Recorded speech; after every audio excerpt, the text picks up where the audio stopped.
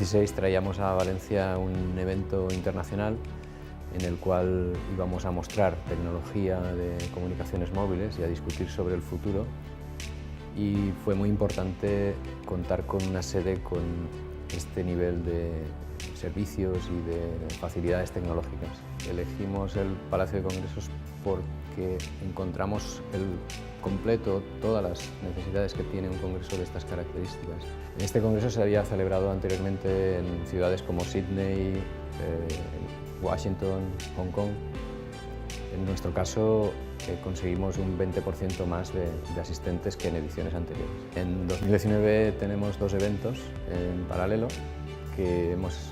para los cuales hemos elegido el Palacio de Congresos. El primero de ellos, EUCNC, es la conferencia europea del Horizonte 2020, que aglutina a todos los proyectos europeos y que hemos ganado un poco por el éxito y el conocimiento que ya se tenía del evento de 2016.